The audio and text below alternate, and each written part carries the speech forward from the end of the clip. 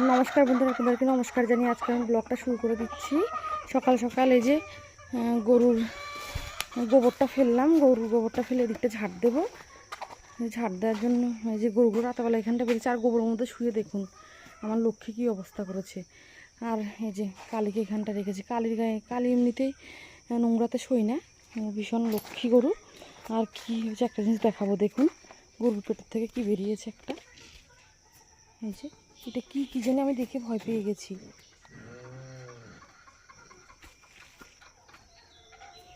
কি জানি, এই যে কিছু একটা বেরিয়েছে, দেখে ভয় লাগছে।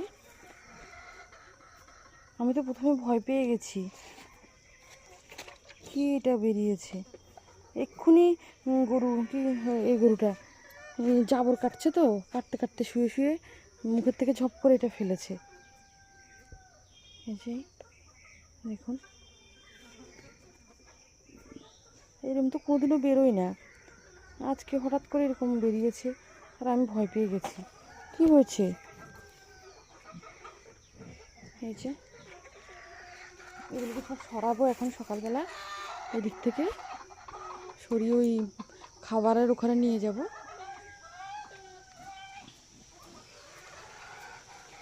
আর আজকে এত প্রচণ্ড রোদ না, ভীষণ রোদ। এই যে আষাঢ় মাস মানে মনেই হচ্ছে না আষাঢ় মাস। আর সবসময় বর্ষাকালে যে গরমটা, সেটা ভ্যাপসা গরম হয়।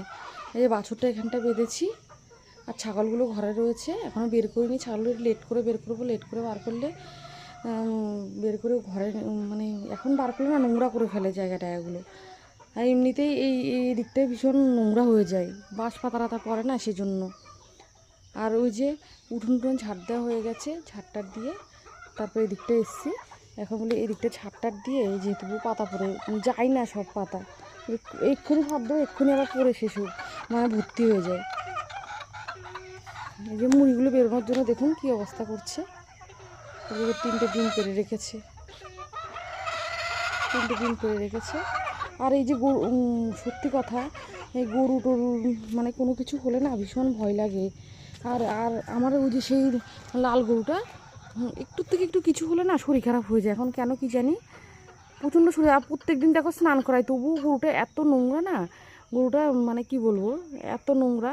ওই যে নোংরার মধ্যে শুয়ে যায়, বদমাস কোথাকার। আর নইলে গরুটা ভীষণ মানে চকচকে, যখন স্নান টান করাই ভীষণ চকচকে হয়ে যায় গরুটা। ওইটা বাচ্চা দেবে, ওটা 6 মাস পার হয়ে গেছে, 7 মাসে পড়ে গেছে। আমি না হিসাব যাই না, সত্যি কথা, ওইটার কমাস হয়েছে, কিন্তু গাভিন আছে জানি।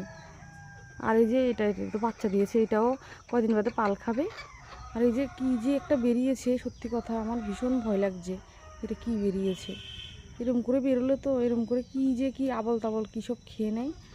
অন্য জায়গায় তো বাঁধিও না, কি খাবে কি জানি, কি খেয়েছে। এখানটায় আমি তো বাইরে গরু নিয়েও যাই না, এই কাঁচা ঘাস এনে কেটে দিই। আর এই যে শুকনো খড় খায়, খড়ের সাথে খোল টোল এগুলো খায়, খোল ভুসি এগুলো খায়। আর ঘাঁটা খায়, ঘাঁটার সাথে তবুও তো ঘাঁটার ঘাস কেটে নিয়ে আসি, ওগুলো খায়। আর এই যে কী বেরিয়েছে কি জানি,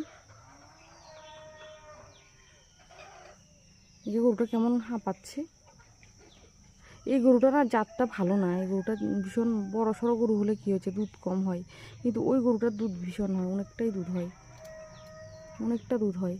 আর সারাক্ষণ এই যে উঠোনটা ঝাড় দিয়ে এসে গরুর পেছনে পড়ে আছি, গরু ছাগলের পেছনে থাকতে থাকতে আমি সারা দিন চলে যাই। আর বন্ধুরা যে দেখুন, ভালো দেখুন বন্ধুরা, ঠিক আছে বন্ধুরা, ভালো লাগলে লাইক কমেন্ট শেয়ার করবেন, একবার সাবস্ক্রাইব করে দেবেন। এই যে এগুলোকে বের করব, বের করে ছেড়ে দেবো।